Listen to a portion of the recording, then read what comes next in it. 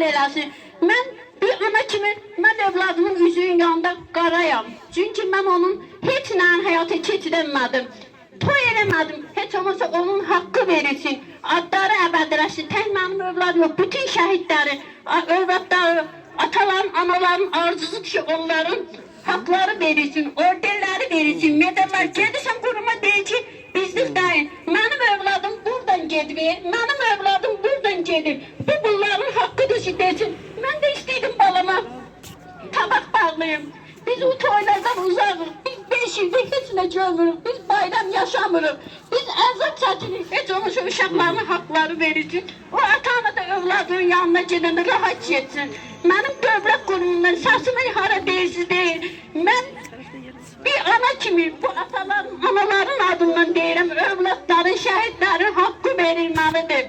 Çünki o yumruqda bizim şəhidlərin qanları, arzularıdır. Şuşada gezirsiniz, gəzirsiniz. Mən bir ana kimi getmirəm. Çünki mənim orada balamın arzuları yatıb. Heç olmazsa orada dolanında deyin ki, şəhidlərin haqqı da verilməlidir. Verilməlidir, ərizi vicdanınıza qoyun. Ərizi vicdanınıza qoyun. Şəhidlərin haqqı verilsin. Harada qədər gözləyirsiniz, biz də onların yanına üzü qara gedək. Biz zaten yaşamırıq. Biz yaşamırıq, bu şəhid atalar, anaları 2020-də balalarından xəbər çıxanda şəhid olub. Ancaq biz balamız üçün yaşayırıq, nə fayda? Biz 5 ildə heç nə eləmədik.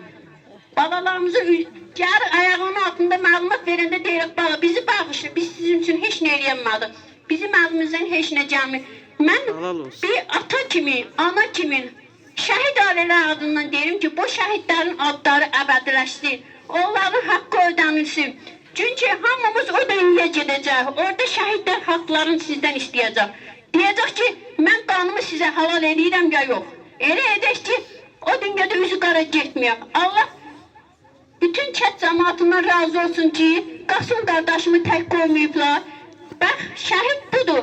Şəhiddə birlik lazımdır. Şəhiddə bizdən heç nə istəmir. Ona dəyər vermək lazımdır. Müəllimlər məktəbdə hər gün, hər saniyə uşaqlara şəhidlər haqqında məlumat verməlidir ki, onlar bizim qürur yerimizdir. Bəli, şəhidlər bizim qürur yerimizdir. O bayraq qürurdursa, o şəhidlərin hesabınadır. Gəlin şəhidlərimizi yaddan çıxartmayaq. Allah hər birimizdən razı olsun. Çox sağ ol.